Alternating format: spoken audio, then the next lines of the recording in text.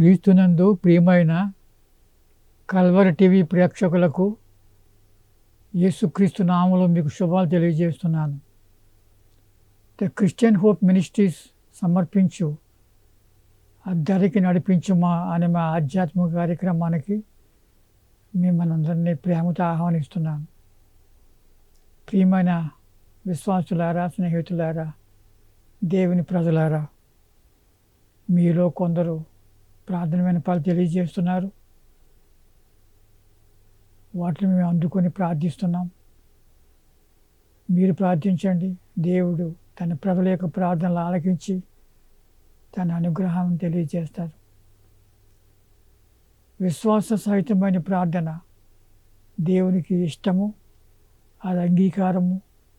ఆయన సానుకూలంగా స్పందించి జవాబులు ఇస్తారు. ఈరోజు మన ధ్యానాంశం అపనమ్మకము, అన్బిలీఫ్. అపనమ్మకము మన రక్షణ జీవితంలో, నిరీక్షణ జీవితంలో, విశ్వాస జీవితంలో మన యాత్ర అంతా కూడా విశ్వాస సహితంగా ముందుకు సాగాలని మన యొక్క ప్రార్థన, మన యొక్క ప్రయాస.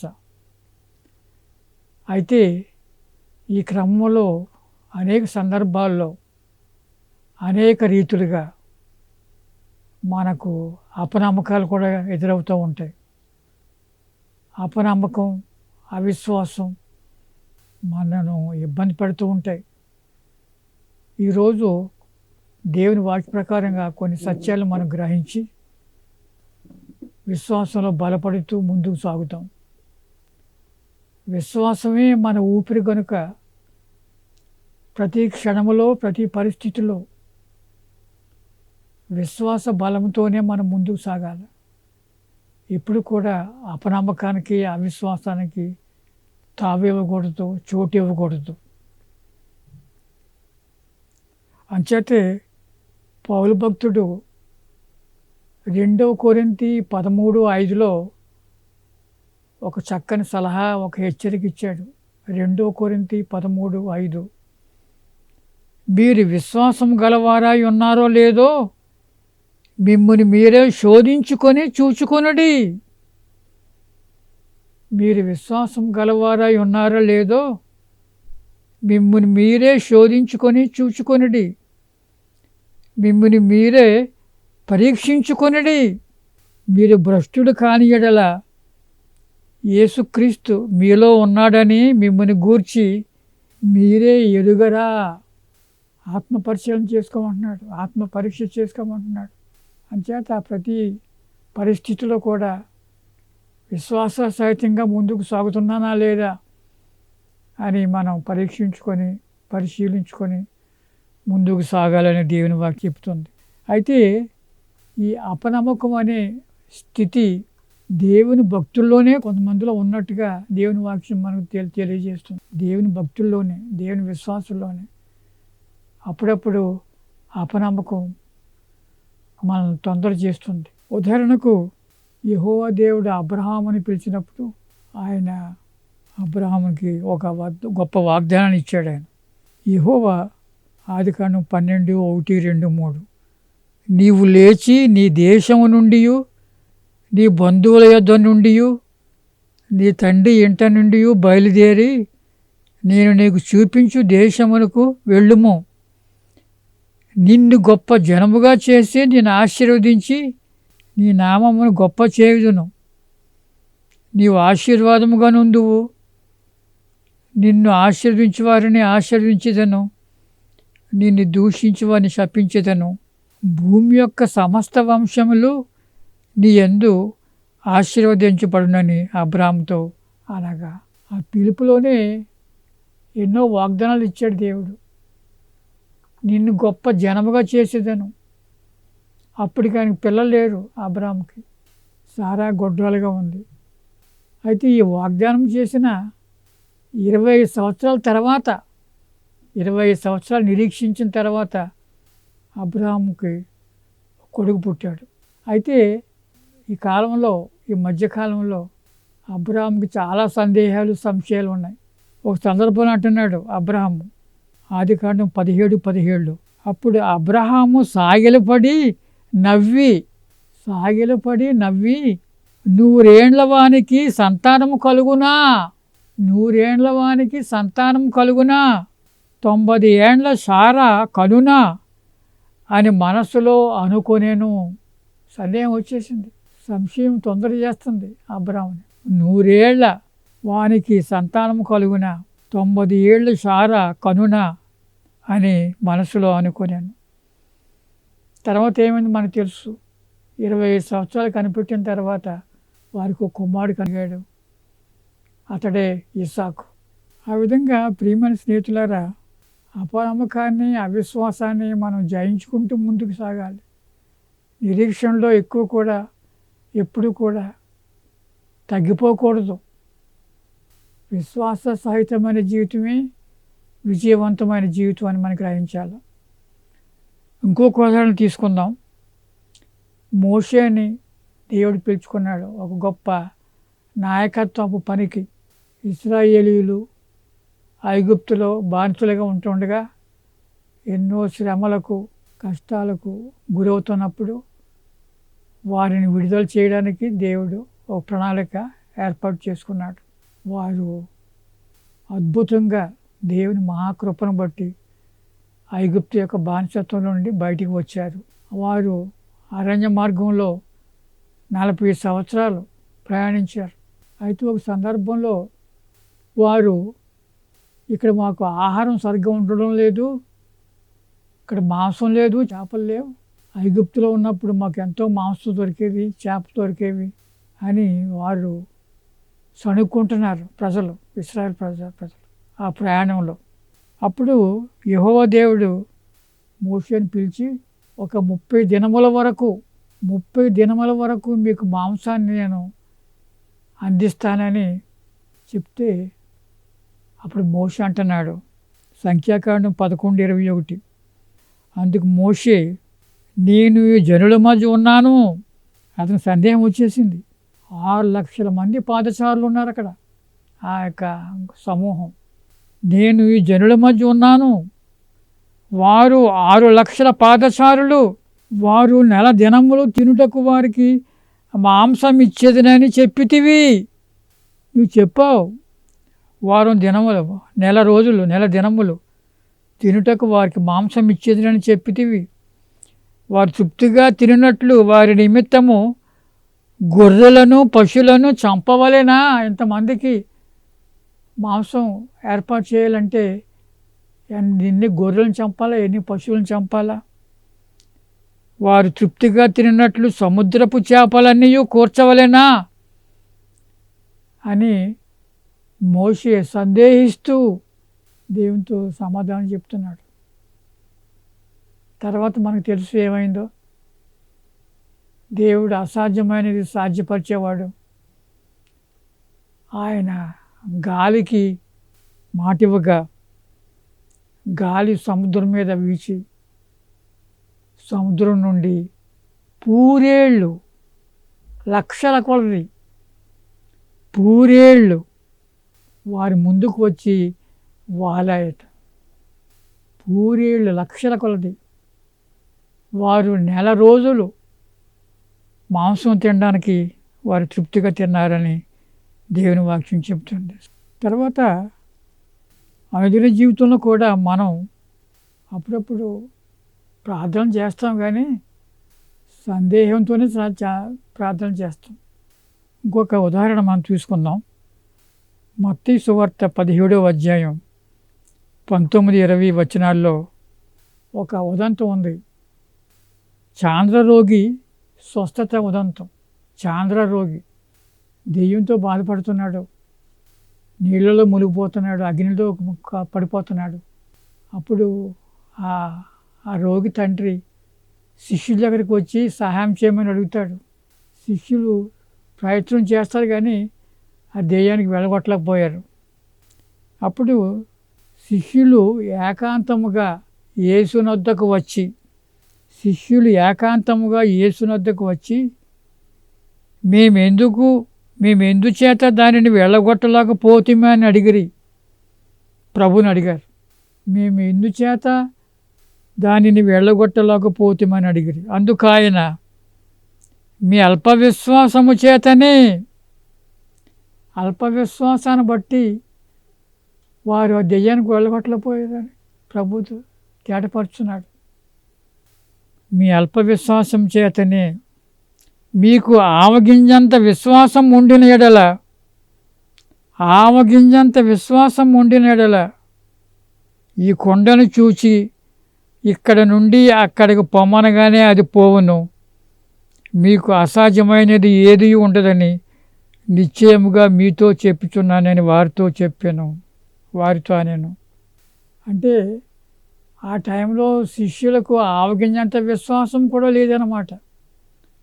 ఏదో కొంత విశ్వాసం ఉంది, అది అల్ప విశ్వాసం. అల్ప విశ్వాసాలతో అద్భుతాలు చేయలేం ప్రియమైన స్నేహితులారా.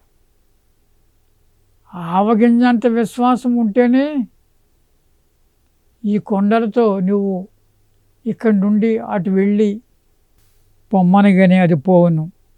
మీకు అసహజమైనది ఏది ఉంటుందని యేసుప్రభు వారు తేటపరిచారు. తర్వాత ఇంకొక దృష్టాంతంలో యాజకుడైన జకరియా తన యొక్క బాధ్యత చొప్పున ఆలయంలో పరిచర్య చేస్తున్నప్పుడు ఒక దేవదూత ప్రత్యక్షమవుతాడు.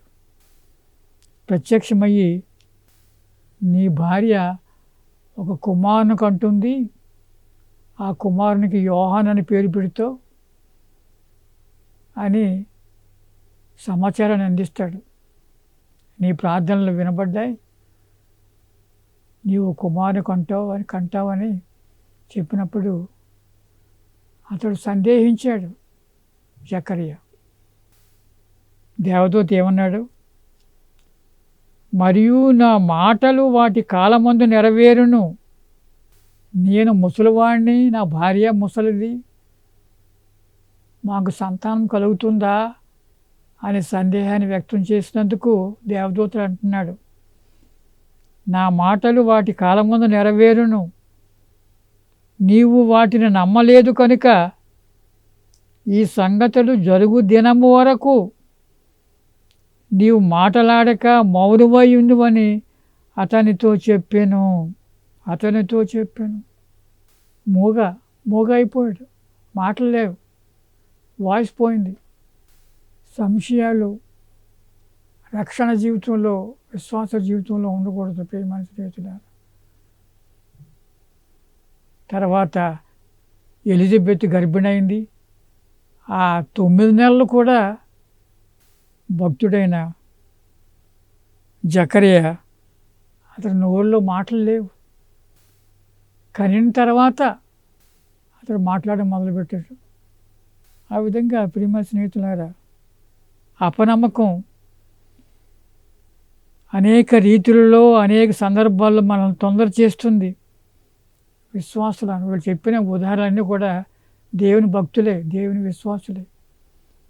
అయినా అపనమ్మకం తొందర చేసి మనల్ని తప్పుదో నడిపిస్తాడు. ఇంకొక సందర్భంలో ప్రభువు పునరుద్ధరణైన వార్త స్త్రీలకు కనిపించినప్పుడు స్త్రీలందరూ కూడా శిష్యుడి దగ్గరికి వచ్చి చెప్పడానికి ప్రయత్నిస్తున్నారు, మేము పునరుద్ధరణైన క్రీస్తుని చూచామని, పునరుద్ధరణైన యేసుని మేము చూచామని. శిష్యులే నమ్మలేదు. లోకాసువార్త 24:11లో అయితే వారి మాటలు, అంటే ఆ స్త్రీల మాటలు వీరి దృష్టికి వెర్రి మాటలుగా కనపడెను. వెర్రి మాటలే కనపడెను కనుక వీరు వారి మాటలు నమ్మలేదు. పునరుద్ధరణైన ప్రభుని మేము చూచామంటే వారు నమ్మలేదు. వెర్రి మాటలే కనిపించాయి. అంతకుముందు ప్రభు ఎన్నో సందర్భాల్లో నేను చంపబడతాను, సమాధి చేయబడతాను, 3వ రోజున లేస్తాను అని చాలా సందర్భాల్లో ఆయన ప్రకటించాడు ఈ సత్యాలన్నీ కూడా. వారు ప్రత్యక్షంగా స్త్రీలే ప్రత్యక్ష సాక్షులుగా చెప్తుంటే వారు నమ్మలేదు. ఆ విధంగా ప్రియమైన స్నేహితులారా, అనుదిన జీవితంలో మనము ఆత్మ పరిశీలన చేసుకోవాలి, ఆత్మ పరీక్ష చేసుకోవాలి. ఇందాక చెప్పినట్టు 2 కొరింథీ 13:5లో మీరు విశ్వాసం గలవారై ఉన్నారో లేదో మిమ్మల్ని మీరే శోధించుకొని చూచుకొనుడి. విశ్వాసం నుండి తప్పిపోతున్నావా? విశ్వాసం నుండి సందేహంలోకి ప్రవేశిస్తున్నావా అని జాగ్రత్తగా చూచుకోవాలి. మిమ్మల్ని మీరే పరీక్షించుకొనుడి. మీరు భ్రష్టుడు కాని యెడల యేసుక్రీస్తు మీలోనున్నాడని మిమ్మల్ని గూర్చి మీరే ఎరుగరా? అనుదినము అనుక్షణము ప్రభు యొక్క ఆత్మ మనలో ఉన్నదని నమ్ముతూ విశ్వసిస్తూ ముందుకు సాగాలి. విశ్వాసంలో ఇప్పుడు కూడా అల్ప విశ్వాసానికి దిగజారిపోకూడదు. ప్రియమైన స్నేహితులారా, అయితే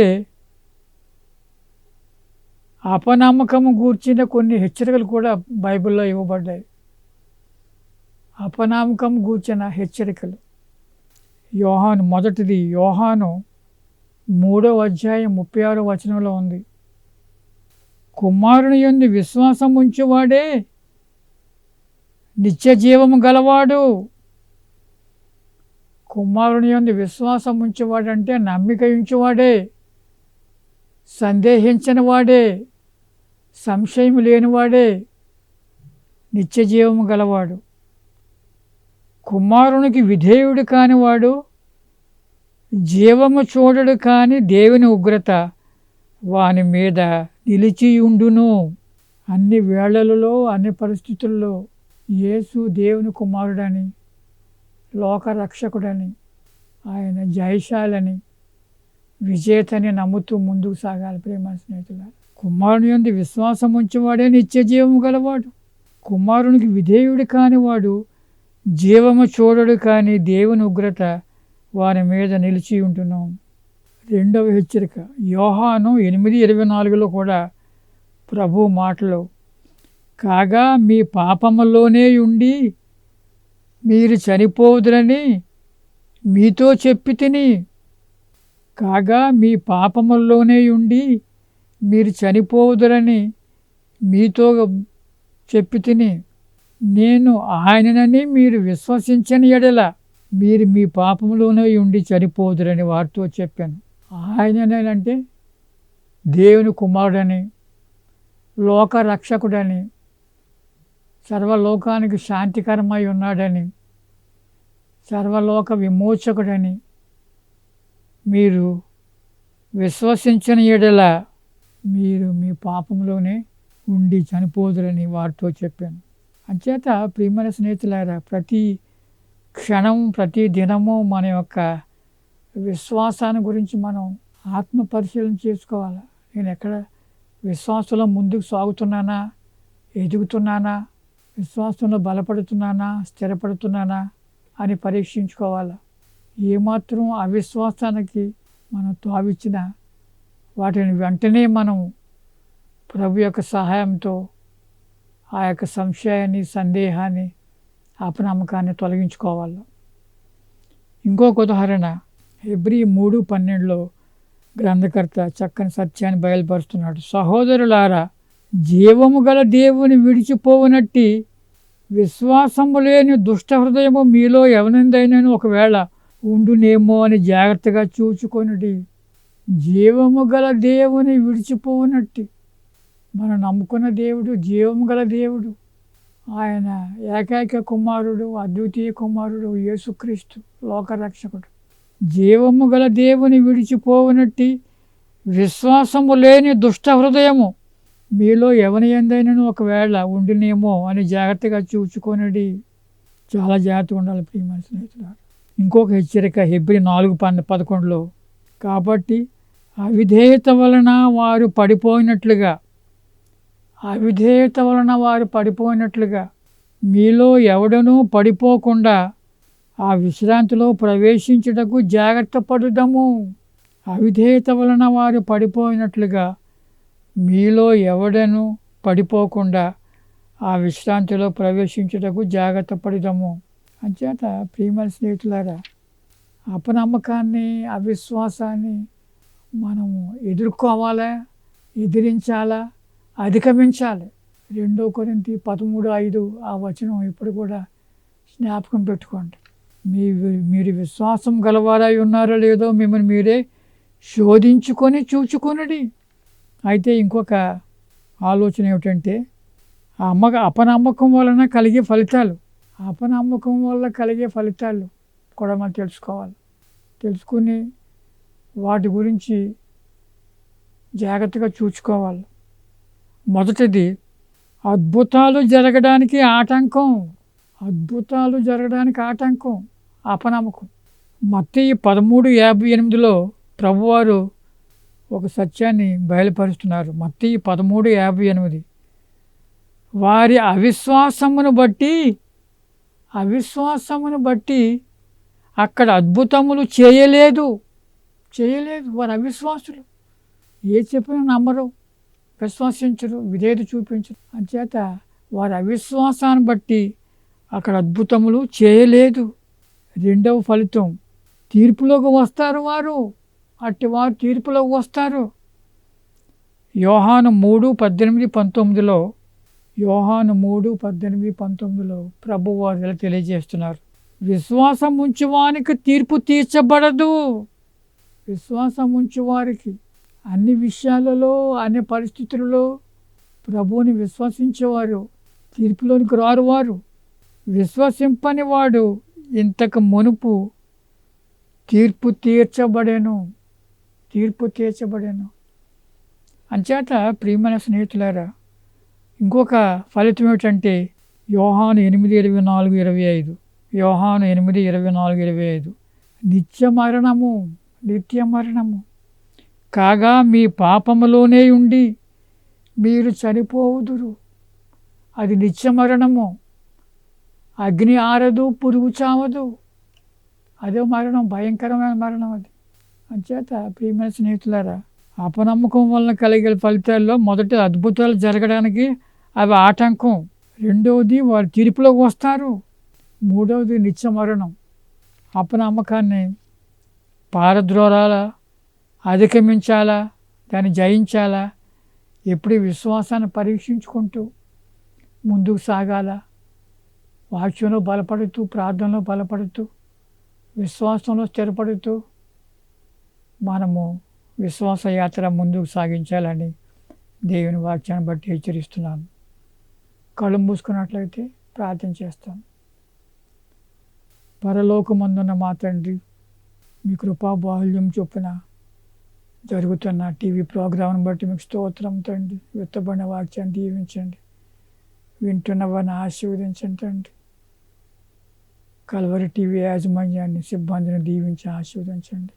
టీవీ పరిచర్య కొనసాగడానికి మీ కృప చూపించండి. నన్ను బలపరచండి ప్రభా. శక్తివంతమైన సందేశాలు ఇచ్చుటకు మీ ఆత్మతో నింపి సహాయం చేయమని ఈ ప్రార్థన యేసు నామములో అడిగి వేడుకుంటున్నాను తండ్రి. ఆమేన్, ఆమేన్, ఆమేన్. అద్దరికి నడిపించుమా, అచ్చట మహిమలందించుమా. అద్దరికి నడిపించుమా, అచ్చట మహిమలందించుమా.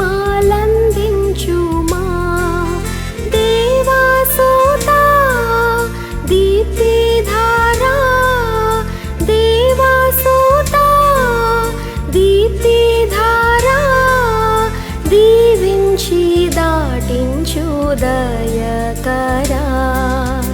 అద్దరికి నడిపించుమా, అచ్చట మహిమలందించుమా.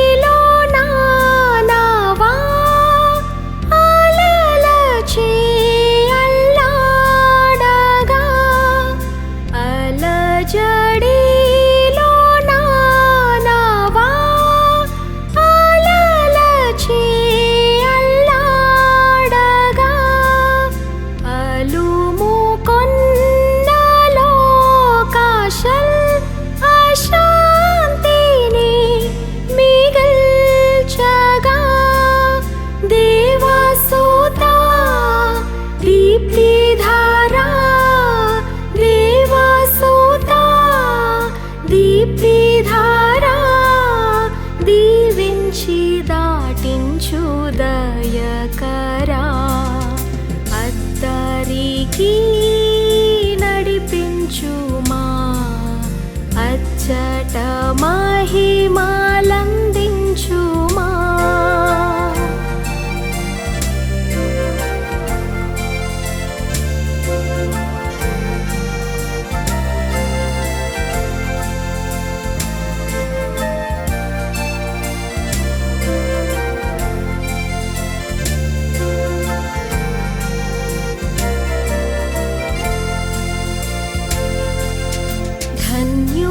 ధన్యుడనైతి క్రీస్తేసా దీన వినతి వింటివి ధన్యుడనైతి క్రీస్తేసా దీన వినతి వింటివి దారిలో నందృష్టించెన్